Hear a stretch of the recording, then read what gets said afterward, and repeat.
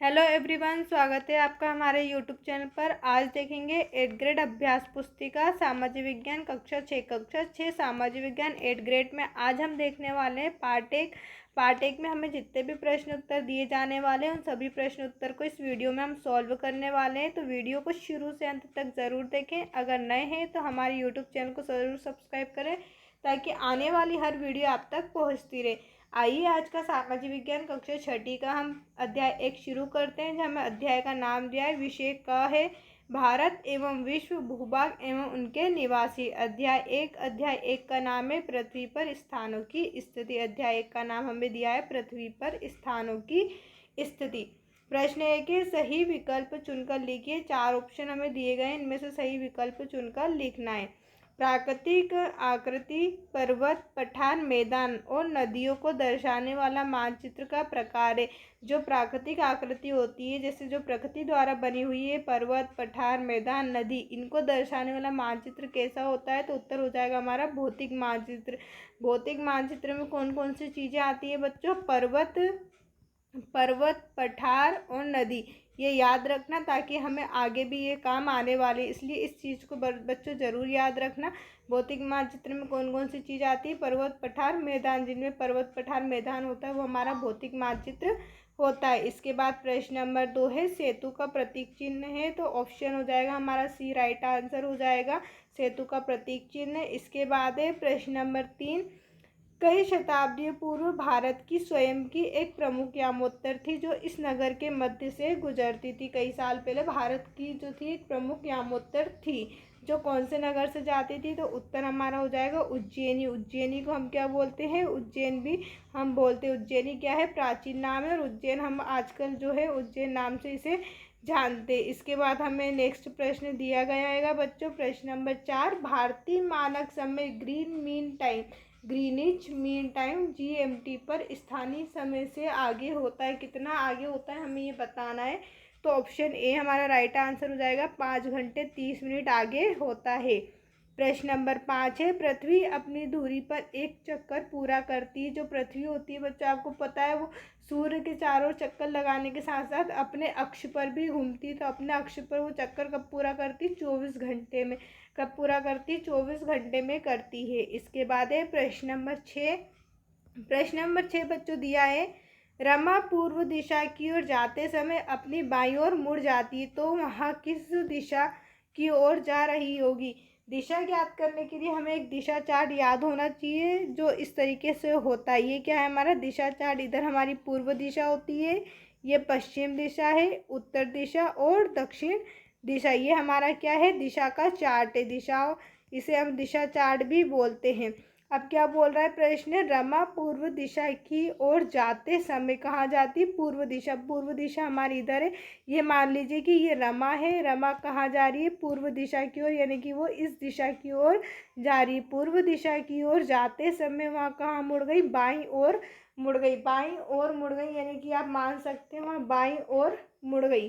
तो उत्तर हमारा क्या है? ये बाईं ओर मुड़ गई। बाईं ओर ऊपर की ओर होगा, तो बाईं ओर कहाँ? वो ऊपर, यानी कि उत्तर दिशा की ओर मुड़ गई। तो अब वहाँ कौन सी दिशा की ओर जा रही है? तो उत्तर हमारा हो जाएगा उत्तर दिशा की ओर जा रही है। आई होप आपको एक छोटी सी चीज़ समझ में आ गई होगी। जो रमा है वो पूर्व दिशा की ओर जाकर बाईं मुड़ गई। बाईं मुड़ी तो उसे कौन सी दिशा मिली? उत्तर दिशा मिली। ऑप्शन हमारा राइट हो जाएगा उत्तर दिशा। इसके बाद है प्रश्न नंबर 7, मानचित्र का मुख्य घटक नहीं है। मानचित्र के 3 घटक होते हैं। कितने घटक होते हैं? मानचित्र के 3 घटक होते हैं। दूरी,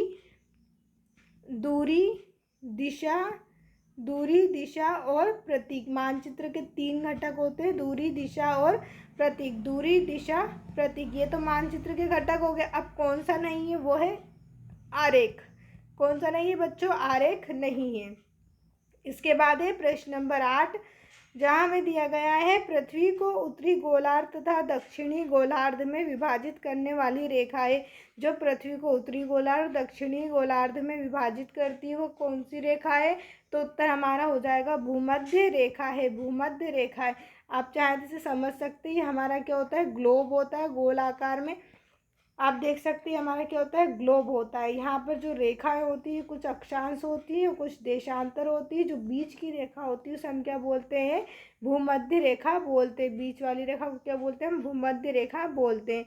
भूमध्य रेखा के चारों ओर समानता होती है। भूमध्य रेखा के चारों ओर समानता क्या होती है, तो उत्तर हमारा हो जाएगा बच्चों उष्ण जलवायु। क्या होती है, उष्ण जलवायु होती है। इसके बाद है प्रश्न नंबर 10, ग्लोब पर किसी स्थान की स्थिति को दर्शाने के लिए आवश्यक है। ग्लोब पर किसी स्थान की स्थिति को दर्शाने के लिए क्या आवश्यक है, तो उत्तर होगा ऑप्शन सी, अक्षांश और देशांतर रेखाएं। क्या आवश्यक है, अक्षांश और देशांतर रेखाएं आवश्यक है। इसके बाद हम आते हैं अपने अगले प्रश्न की, और उससे पहले बच्चों अगर अभी तक आपने चैनल को सब्सक्राइब नहीं किया है तो सब्सक्राइब ज़रूर करें, साथ ही साथ वीडियो को भी लाइक करें ताकि ऐसी हेल्पफुल वीडियो आप तक पहुंचती रहे। आइए देखते हैं हम अपने अगले प्रश्न। बच्चों प्रश्नों को ध्यान से पढ़ना बहुत ज़्यादा ज़रूरी है हमें, क्योंकि जब तक हम प्रश्न को समझेंगे नहीं तब तक हमें आंसर भी नहीं दे पाएंगे। और प्रश्न को पढ़ने के साथ साथ हमें आंसर को याद भी करना है, जिससे कि हमारी बोर्ड एग्ज़ाम में हमें पढ़ने में बहुत आसानी हो। तो आइए देखते हैं हम प्रश्न जो हमें रिक्त स्थान दिया है, मानचित्र की पुस्तक कहलाती है। मानचित्र की पुस्तक क्या कहलाती है, उत्तर हमारा हो जाएगा एटलस। आप चाहे तो यहाँ पर लिख सकते हैं या फिर नंबर भी डाल सकते हैं, एटलस कहलाती है। फिर बी वाले में हमें दिया है ग्रिगोरियन कैलेंडर का उपयोग स्तर पर किया जाता है। ग्रिगोरियन कैलेंडर का उपयोग कौन से स्तर पर किया जाता है, तो अंतर्राष्ट्रीय स्तर पर। आप चाहें तो यहाँ पर लिख सकते हैं अंतर्राष्ट्रीय स्तर पर किया जाता है। इसके बाद है किसी मानचित्र के स्थान विषय पर पाए जाने वाले खनिज को दर्शाया गया है, वह मानचित्र कहलाएगा। किसी मानचित्र में स्थान विशेष पर खनिज को दर्शाया गया है तो उसे क्या कहेंगे, उसे क्या कहेंगे हम, उत्तर हमारा हो जाएगा बच्चों थीमेटिक। क्या कहेंगे, उसे थीमेटिक कहेंगे। अगर किसी में हमने दर्शाया, खनिज को दर्शाया किसी मानचित्र में, तो उसे हम क्या बोलेंगे, थीमेटिक कहलाएगा। इसके बाद है डी नंबर पे, ग्लोब पर एक ग्रिड और रेखाएं से मिलकर बनती है। जो ग्लोब पर एक ग्रिड बनती है किससे मिलकर बनती है, तो उत्तर हमारा हो जाएगा, उत्तर हमारा 4 नंबर पे हो जाएगा अक्षांश और देशांतर। आप लिख सकते हैं यहाँ पर अक्षांश और देशांतर रेखाओं से मिलकर बनती है। इसके बाद है प्रमुख यामोत्तर को से अंकित किया जाता है। प्रमुख यामोत्तर को किससे अंकित किया जाता है, तो उत्तर हमारा हो जाएगा 0 डिग्री से किया जाता है। इसके बाद है मध्य प्रदेश का उज्जैन नगर अनेक शताब्दियों तक का एक प्रतिष्ठित केंद्र रहा। जो मध्य प्रदेश का उज्जैन नगर है अनेक शताब्दियों तक किसका प्रतिष्ठित रहा, तो उत्तर हमारा हो जाएगा 6 नंबर पे खगोल विद्या। आप यहाँ पर लिख सकते हैं खगोल विद्या का एक प्रतिष्ठित केंद्र रहा है। इसके बाद प्रश्न है अंतर्राष्ट्रीय तिथि रेखा को पार करने पर तिथि में दिन का परिवर्तन होता है। कितने दिन का परिवर्तन होता है, उत्तर हमारा हो जाएगा एक दिन का परिवर्तन होता है। ग्लोब का एक प्रतिरूप है, तो उत्तर हमारा होगा पृथ्वी। ग्लोब पृथ्वी का एक प्रतिरूप है। इसके बाद है मानचित्र के दाएं ओर बना 4 तीरों का निशान को बताता है। तो किसको बताता है, दिशाओं को बताता है। आपने देखा होगा मानचित्र में यहाँ पर दाईं ओर दिया रहता है जहाँ में ऐसे तीरों के निशान दिए रहते हैं, और यहाँ पर लिखा रहता है पूरब, पश्चिम, उत्तर, दक्षिण। तो इसे हम क्या बोलेंगे, दिशाएं। क्या बताता है, हमें दिशाएं बताता है कि कौन सी दिशा किधर है। बच्चों इस चार्ट को जरूर याद रखें, क्योंकि ये चार्ट आपको आगे भी प्रश्न उत्तर में काम आने वाला है। तो आइए इसके बाद हम देखते हैं अगला है रिक्त स्थान। उत्तर और दक्षिण ध्रुव के निकट जलवायु होती है। तो उत्तर और दक्षिण ध्रुव के निकट कैसी जलवायु होती है, ठंडी जलवायु होती है। इसके बाद है लघु उत्तरीय प्रश्न हमें दिए गए हैं। भारत के राज्यों की सीमा जानने के लिए आप किस प्रकार के मानचित्र का उपयोग करेंगे। भारत के राज्यों की सीमा जानने के लिए हम किस प्रकार के मानचित्र का उपयोग करेंगे, तो उत्तर है भारत के राज्यों की सीमा जानने के लिए हम राजनीतिक मानचित्र का उपयोग करेंगे। राजनीतिक मानचित्र का उपयोग कहाँ करते हैं, हम सीमा के लिए, ठीक है। और अभी मैंने आपको बताया था पर्वत, पठार और नदी, इसके लिए हम किसका उपयोग करेंगे, भौतिक मानचित्र का। किसका उपयोग करेंगे, भौतिक मानचित्र का। अब आपको समझ में आ गया होगा कि राजनीतिक मानचित्र कहाँ देखा जाता है, सीमा के लिए देखा जाता है, और भौतिक मानचित्र किसके लिए देखा जाता है, पर्वत, पठार और नदी के लिए। इसके बाद बच्चों प्रश्न है, क्या पृथ्वी का आकार पूर्णतः गोल है? लिखिए। तो उत्तर हमारा हो जाएगा पृथ्वी पूर्णतः गोल नहीं है। पृथ्वी का आकार एक चपटा गोलाकार है जो ध्रुव पर थोड़ा चपटा और भूमध्य रेखा पर थोड़ा उभरा हुआ है। कैसा है? थोड़ा उभरा हुआ है। बच्चों वीडियो को स्किप ज़रूर नहीं करें, क्योंकि आपके लिए छोटी से छोटी जानकारी बहुत महत्वपूर्ण बन सकती है, जो आपको आगे तक काम आ सकती है। इसलिए वीडियो को लगातार देखें, और जो छोटे छोटे क्वेश्चन मैं आपको समझा रही हूँ उन्हें अपनी एक कॉपी में भी नोट ज़रूर कर लें, ताकि आपको ये सारी बातें याद रहें। इसके बाद प्रश्न है, पृथ्वी के चारों ओर वृत्त बनाने वाली काल्पनिक रेखाएं कौन सी होती? पृथ्वी के चारों ओर जो वृत्त बनाती है वो काल्पनिक रेखाएं कौन सी होती है? तो उत्तर हमारा हो जाएगा अक्षांश रेखाएं होती। कौन सी रेखाएं होती? अक्षांश रेखाएं होती है। पृथ्वी के चारों वृत्त बनाने वाली काल्पनिक रेखाएं अक्षांश रेखाएं होती है। आप देख सकते हैं इस प्रकार का हमारा ग्लोब रहता है, और उसके उधर की साइड इस तरीके से जो लाइनें जाती, इन लाइनों को हम बोलते हैं अक्षांश रेखाएं। कौन सी रेखाएं होती हैं? अक्षांश रेखा होती। तो आप देख सकते हैं पृथ्वी को कैसा बना रही है? एक वृत्त के आकार में बना रही है। इसके बाद है, किसी मानचित्र में लघु आरेख क्या कहलाता है? किसी मानचित्र में लघु आरेख क्या कहलाता है? तो उत्तर है, मानचित्र में लघु आरेख पैमाना या मापनी कहा जाता है। क्या कहा जाता है? पैमाना या मापनी कहा जाता है। इसके बाद प्रश्न है, प्रश्न नंबर 5, चतुर्दिश में कौन कौन सी दिशाएं सम्मिलित है? चतुर्दिश में कौन कौन सी दिशाएं? तो चतुर्दिश में 4 दिशाएं होती है बच्चों, पूरब, पश्चिम, उत्तर, दक्षिण। 4 दिशा हमारी ये हो गई चतुर्दिश, यानी कि 4 दिशा। 4 दिशा पूरब, पश्चिम, उत्तर, दक्षिण दिशा सम्मिलित है, जिन्हें मुख्य दिशाएं कहते हैं। इन्हें हम क्या कहते हैं? मुख्य दिशाएं कहते हैं। इसके अलावा उपदिशाएं होती हैं, उत्तर पूर्व, उत्तर पश्चिम, दक्षिण पूर्व, दक्षिण पश्चिम। मेन 4 दिशाएं हमारी कौन सी होगी? पूरब, पश्चिम, उत्तर, दक्षिण। फिर उसके बाद आती है उपदिशाएं, जो उत्तर पूर्व है, उत्तर पश्चिम है, दक्षिण पूर्व और दक्षिण पश्चिम है। इसके बाद है प्रश्न नंबर 6, यदि एक टेबल लैंप के सामने ग्लोब को रखा जाए तो ग्लोब पर प्रकाशित भाग क्या स्पष्ट करता है? तो उत्तर हमारा हो जाएगा, यदि एक टेबल लैंप के सामने ग्लोब को रखा जाए तो ग्लोब पर प्रकाशित भाग दिन का समय दर्शाता है, जबकि अंधकार भाग रात का समय दर्शाता है।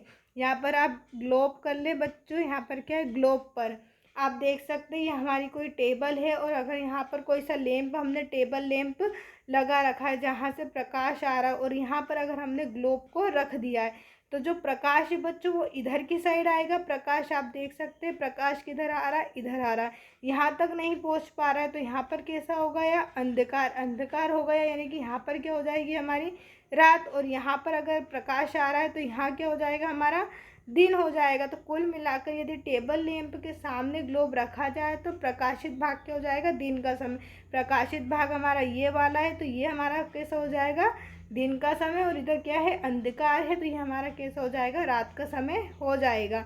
इसके बाद प्रश्न है, नाविकों द्वारा दिशाओं को जानने के लिए किस यंत्र का उपयोग किया जाता है? तो उत्तर हमारा होगा, नाविकों द्वारा दिशाओं को जानने के लिए कंपास का उपयोग किया जाता है। किसका उपयोग किया जाता है? कंपास। कंपास का मतलब ये नहीं जो आप जिसमें ज्योमेट्री बॉक्स जिसे आप बोलते हैं वो नहीं है। कंपास मतलब होता है एक घड़ी जैसा सूचक यंत्र होता है, जो कुछ इस प्रकार से गोल होता है, और यहाँ पे वो दिशाओं को इंगित करता है, यानी कि यहाँ पे पूरब, पश्चिम, उत्तर, दक्षिण, यहाँ पर वो दिशाओं को बताता है, जिसमें एक सुई लगी हुई होती है। जो सुई होती है वो दिशाओं को इंगित करती है, यानी कि दिशाओं की ओर प्रदर्शित करती है। इसके बाद प्रश्न है बच्चों, पृथ्वी के किस स्थान का पता किन रेखाओं से लगाया जाता है? तो उत्तर हमारा होगा, पृथ्वी के किसी स्थान का पता अक्षांश व देशांतर रेखाओं से लगाया जाता है।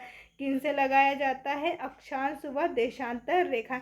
ये जो होता है बच्चों, ये क्या है? ग्लोब। ग्लोब क्या है? एक पृथ्वी का हमारा आकार है। ये जो रेखाएं होती है, जो गोल होती हैं, वो कौन सी रेखाएं होती है? अक्षांश रेखाएं। इन्हें हम क्या बोलते हैं? अक्षांश रेखाएं बोलती। और जो ऊपर से नीचे की ओर आती है, ये आप देख सकते हैं, ऊपर से नीचे की ओर जो आती है वो कैसी होती है? देशांतर रेखाएं होती हैं। इसे हम क्या बोलते हैं बच्चों? देशांतर रेखाएं बोलते हैं। और जो बीच की रेखा होती है उसे हम बोलते हैं भूमध्य। क्या बोलते हैं? भूमध्य। तो आई होप आपको ग्लोब की इतनी सी मेन जो 3 चीज़ें, 3 बातें आपको समझ में आ गई होगी। अगर अभी भी आपको कोई डाउट है तो आप अपनी कॉपी में नोट कर लें और कमेंट करके हमें ज़रूर बताएं, अगर अभी भी आपको इनमें कोई डाउट हो तो। इसके बाद बच्चों प्रश्न है, मानचित्र को और किस नाम से जाना जाता है। मानचित्र को हम और किस किस नाम से जानते हैं, तो उत्तर हमारा होगा मानचित्र को नक्शे के नाम से जाना जाता है। इसके अलावा कार्टोग्राफी और भू आकृति के नाम से भी जाना जाता है। किस नाम से जानते हैं हम मानचित्र को, एक तो नक्शे के नाम से जानते हैं, इसके अलावा कार्टोग्राफी और भू आकृति के नाम से भी जानते हैं। ग्लोब पर देशांतर रेखा की कुल संख्या कितनी है। ग्लोब पर जो देशांतर रेखाएं उन पर कुल कितनी संख्या है, तो उत्तर हमारा हो जाएगा 360। कितनी संख्या है, 360। आपको देशांतर रेखा पता होनी चाहिए, जो ऊपर से नीचे की ओर आती, जो ऊपर से नीचे की ओर आती है वो कौन सी रेखा होती है, देशांतर होती है। और इनकी संख्या कितनी है, इनकी संख्या है 360। इसके बाद है, 4 प्रमुख दिशाओं को ज्ञात करने का सरल तरीका लिखिए। 4 दिशाओं को ज्ञात करने का सरल तरीका क्या है, तो 4 प्रमुख दिशाओं को ज्ञात करने का सरल तरीका सूरज की गति का उपयोग करना है। क्या है, सूरज की गति का उपयोग करना है। इसके बाद है प्रश्न, IST और GMI संक्षिप्त शब्दों का पूर्ण शब्द लिखिए। हमें इनकी फुल फॉर्म बतानी है, तो उत्तर हमारा हो जाएगा IST का फुल फॉर्म है इंडियन स्टेट टाइम। आई से हो गया इंडियन, एस से स्टेट और टी से टाइम। और GMI का फुल फॉर्म है ग्रीनविच मीन टाइम। क्या है, ग्रीनविच मीन टाइम। इसके बाद है बच्चों प्रश्न नंबर 3 हमें दिया गया है, यदि ग्रीनिच पर दोपहर के 12 बजे हैं तो 15 डिग्री पूर्व तथा 30 डिग्री पूर्व पर क्या समय होगा। तो उत्तर हमारा होगा, यदि ग्रीनिच पर 12 बजे हैं तो 15 डिग्री पूर्व पे दोपहर के 1 बजे होंगे और 30 डिग्री पूर्व में 2 बजे होंगे। इसके बाद प्रश्न है, प्रश्न नंबर 4 हमें दिया है बच्चों, मोहन के बगीचे का एक साधारण मानचित्र बनाइए। मोहन के बगीचे का एक साधारण मानचित्र बनाना है। 60 मीटर लंबा, 60 मीटर कैसा है, लंबा है, 40 मीटर चौड़ा और कैसा है, आयताकार है। तो हम बना लेते हैं मोहन के बगीचे का चित्र। 60 मीटर हमें कैसा बनाना है, लंबा, ये हमारा हो गया 60 मीटर लंबा और 40 मीटर चौड़ा, तो ये हमारा हो गया 40 मीटर चौड़ा। और कैसा है बच्चों, ये है एक आयताकार, आप देख सकते हैं ये है एक आयताकार में बना हुआ है। इस प्रकार से आप इसको स्केल से और अच्छे तरीके से बना सकते हैं। हमारा 60 मीटर क्या हो गया, लंबा हो गया, और 40 मीटर ये हमारा चौड़ा हो गया। इसके बाद प्रश्न है बच्चों, अंतर्राष्ट्रीय तिथि रेखा से क्या आशय है। तो उत्तर हमारा हो जाएगा, उत्तर है हमारा अंतर्राष्ट्रीय तिथि रेखा, जिसे अंतर्राष्ट्रीय दिनांक रेखा भी कहा जाता है। अंतर्राष्ट्रीय तिथि को हम क्या बोलते हैं, दिनांक भी बोलते हैं। पृथ्वी पर एक काल्पनिक रेखा है जो उत्तरी और दक्षिणी ध्रुवों के बीच से गुजरती है और एक दिन को दूसरे दिन से अलग करती। क्या है, पृथ्वी पर एक काल्पनिक रेखा जो उत्तरी और दक्षिणी ध्रुव के बीच से गुजरती है। जो उत्तरी भाग हमारा यहाँ पर और दक्षिणी भाग यहाँ पर, यहाँ क्या उसके बीच से गुजरती है, जिससे क्या होता है कि दिन को दूसरे दिन से अलग करती है। इसके बाद प्रश्न है बच्चों, प्रश्न नंबर 6, वराहमिहिर कौन थे, इनका संबंध मध्य प्रदेश के किस क्षेत्र से था। तो उत्तर है, वराहमिहिर एक प्राचीन भारतीय ज्योतिष, खगोल शास्त्री और गणितज्ञ थे। कौन थे, एक ज्योतिषी, खगोल शास्त्री और गणितज्ञ थे। इनका जन्म मध्य प्रदेश के उज्जैन शहर में हुआ था। कहाँ पर हुआ था इनका जन्म, उज्जैन शहर में हुआ था। इसके बाद है प्रश्न नंबर 7, मानचित्र में उपयोग किए जाने वाले प्रतीक चिन्हों के रूढ़ चिन्ह बनाइए।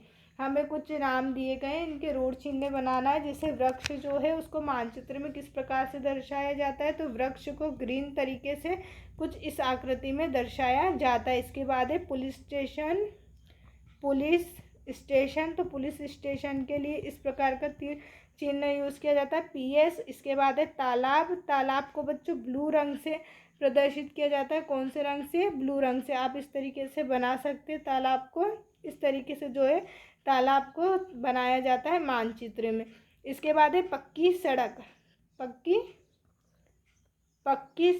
जो पक्की सड़क है उसको काले कलर से बनाया जाता है बच्चों। कौन से कलर से बनाया जाता है, काले कलर से बनाया जाता है। आप इस तरीके से पक्की सड़क जो है इस प्रकार से बना सकते हैं। मानचित्र में आप इसको देख सकते हैं, जो पक्की सड़क होती है उसको इस तरीके से दर्शाया जाता है। इसके बाद प्रश्न जो है हमें बच्चों दिए गए, अगला प्रश्न, अभी तक अगर आपने हमारे चैनल को सब्सक्राइब नहीं किया है तो सब्सक्राइब ज़रूर करें, साथ ही साथ वीडियो को भी लाइक करें ताकि ऐसे आने वाली हेल्पफुल वीडियो आप तक पहुंचती रहे। अगर आप इसकी PDF चाहते हैं तो उसके लिए टेलीग्राम चैनल को ज्वाइन कर सकते हैं, जिसकी लिंक मैं आपको नीचे डिस्क्रिप्शन में दे रही हूँ, जहाँ से आप फ्री में इसकी PDF को डाउनलोड कर सकते हैं, जिससे आपको प्रश्न उत्तर लिखने में बहुत आसानी होगी। अगर आप चाहें तो बच्चों अभी भी स्क्रीनशॉट ले सकते हैं इन प्रश्न उत्तर को याद रखने के लिए और अपनी कॉपी में लिखने के लिए। आइए हम अगला प्रश्न देख लेते हैं। प्रश्न है, मानचित्र के प्रमुख घटकों के नाम लिखकर समझाइए। मानचित्र के प्रमुख घटक के नाम लिखने, तो मैंने आपको फर्स्ट में बताया था कि मानचित्र के जो होते हैं वो 3 प्रमुख घटक होते हैं, दूरी, दिशा और प्रतीक। कौन कौन से घटक होते हैं? दूरी, दिशा और प्रतीक। मैं अभी भी कह रही हूँ बच्चों, वीडियो को स्किप बिल्कुल ना करें, क्योंकि मैं बहुत छोटी छोटी जानकारियाँ जो है आपको इस वीडियो से बताती जा रही हूँ। मानचित्र के 3 घटक होते हैं, दूरी, दिशा और प्रतीक। मानचित्र पर 2 बिंदुओं के बीच की दूरी को मापा जाता है और इसे एक निश्चित पैमाने के अनुसार दर्शाया जाता है। मानचित्र पर दिशा का उपयोग करके हम एक स्थान से दूसरे स्थान की सही दिशा का पता लगा सकते हैं। मानचित्र में विभिन्न वस्तुओं, स्थान और विशेषताओं को दर्शाने के लिए प्रतीकों का उपयोग किया जाता है। जैसे अभी हाल मैंने आपको यहाँ पर ऊपर बताया है, हर चीज़ को दर्शाने के लिए क्या करते हैं? एक प्रतीक का उपयोग करते हैं। किस में करते हैं? मानचित्र में करते हैं। इसके बाद है प्रश्न नंबर 9, मानचित्र व रेखा चित्र में अंतर स्पष्ट कीजिए। तो मानचित्र और रेखा चित्र में आप इस प्रकार से अंतर लिख सकते हैं। मानचित्र में यहाँ पृथ्वी की सतह या इसके एक भाग का पैमाने के माध्यम से चपटी सतह पर खींचा गया चित्र है। यहाँ एक छोटे क्षेत्र का बड़े पैमाने पर खींचा गया चित्र है। मानचित्रों से बहुत ज़्यादा जानकारियाँ प्राप्त होती है। मानचित्र से क्या होती है? ज़्यादा जानकारी प्राप्त होती है। और यहाँ पर क्या है? वे जानकारियाँ मिलती हैं जिन्हें हम कभी कभी जानना चाहते हैं। इसके बाद मानचित्र में इसमें रूढ़ प्रतीकों का प्रयोग किया जाता है। जैसे मैंने अभी आपको बताया ऊपर, इसमें रूढ़ प्रतीकों का प्रयोग किया जाता है। इसमें लंबाई एवं चौड़ाई का प्रयोग किया जाता है। इसके बाद प्रश्न है हमारा 10, प्रश्न नंबर 10, भारत के मानचित्र में मध्य प्रदेश तथा उनके पड़ोसी राज्यों के नाम सहित दर्शाई। भारत का मानचित्र हमें बनाना है जिसमें मध्य प्रदेश के पड़ोसी राज्यों को भी बताना है। तो उत्तर हमारा हो जाएगा इस तरीके से। आप चाहें तो भारत का मानचित्र पूरी तरीके से बना सकते हैं। आप देख सकते हैं जो मध्य प्रदेश है ये रहा। अब हमें मध्य प्रदेश के 5 पड़ोसी राज्य बताने, तो एक है उत्तर प्रदेश, राजस्थान, गुजरात, महाराष्ट्र और छत्तीसगढ़। आप इस तरीके से जो है मानचित्र इसका भारत का चित्र बना सकते हैं और उसमें पड़ोसी राज्यों को बता सकते हैं। आप चाहें तो इसमें कलर भी कर सकते हैं अलग अलग तरीके से, जिससे 5 जो है अलग तरीके से दिखें। इसके बाद प्रश्न है बच्चों, प्रश्न नंबर हमें दिए, दीर्घोत्तरी लघु नगर के चित्र को देखकर नीचे दिए गए प्रश्नों के उत्तर दीजिए। आप इस चित्र को देख सकते हैं। यहाँ पर हमें दिशा दी गई है, रेलवे स्टेशन है, विद्यालय है, बाजार है, बैंक है। इस प्रकार से हमें सारी चीज़ें इस चित्र में दिखाई दे रही। ये नदी है। तो आइए इसके हम जो है प्रश्न उत्तर देख लेते हैं। प्रश्न है, रेलवे स्टेशन कौन सी दिशा में? तो रेलवे स्टेशन जो है पश्चिम दिशा में है। इसके बाद है, बैंक से बाजार जाने के लिए आप किस दिशा में चलकर किस दिशा की ओर जाएंगे? तो उत्तर हमारा हो जाएगा, बैंक से बाजार जाने के लिए दक्षिण दिशा से चलकर पश्चिम दिशा में जाएंगे। प्रश्न है, दाएं कोने पर स्थित 4 तीरों का निशान क्या प्रदर्शित करता है? दाएं कोने में स्थित 4 तीरों का निशान दिशाओं को प्रदर्शित करता है। किसको प्रदर्शित करता है? दिशाओं को। आप देख सकते हैं यहाँ ये चित्र है।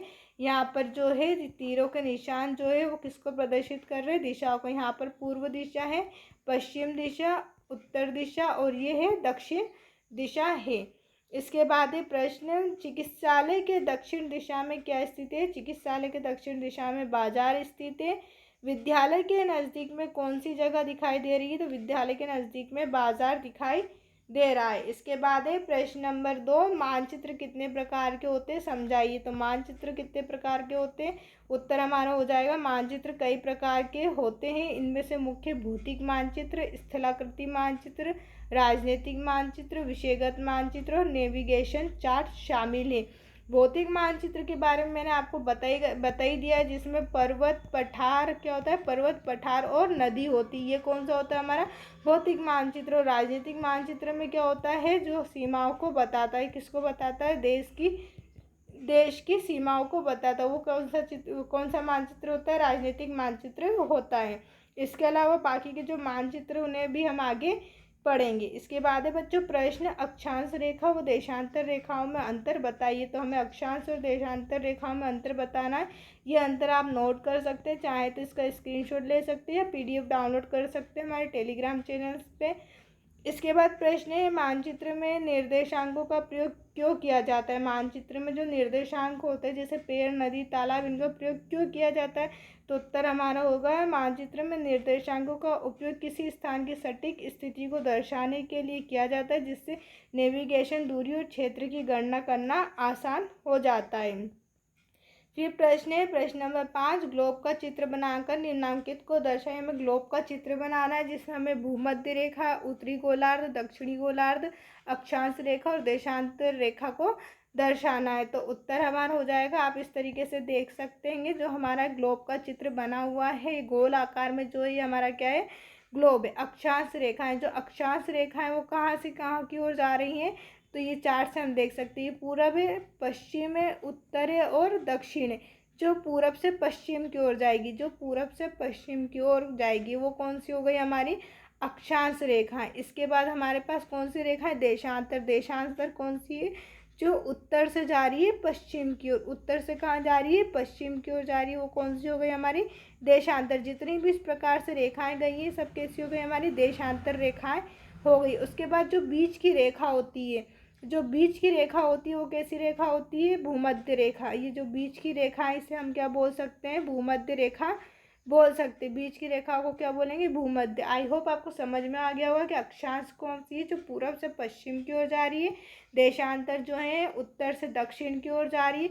अब हमें उत्तरी गोलार्ध और दक्षिणी गोलार्ध बताना है। तो उत्तरी गोलार्ध ये है हमारा और दक्षिणी गोलार्ध ये। आई होप आपको इस ग्लोब का चित्र बहुत अच्छे से अब समझ में आ गया होगा। अगर आपसे एग्जाम में ग्लोब के चित्र में पूछते हैं कुछ जानकारी तो आप बता सकते हैं। अगर अभी भी आपको कोई डाउट हो तो आप हमें कमेंट करके भी बता सकते हैं। साथ ही साथ अगर बच्चों अभी तक चैनल को सब्सक्राइब नहीं किया तो सब्सक्राइब करें, वीडियो को भी लाइक ज़रूर करें ताकि ऐसी हेल्पफुल वीडियो आपको मिलती रहे। साथ ही साथ अगर आप पेपर के लिए वार्षिक परीक्षा, त्रैमासिक परीक्षा, अर्धवार्षिक परीक्षा के लिए पेपर चाहते हैं तो उनके ऊपर भी मैं वीडियो बनाती हूँ, जिसे आप हमारे यूट्यूब चैनल पे विजिट करके देख सकते हैं, जहाँ से आपको पेपर को पढ़ने में बहुत ही आसानी होगी।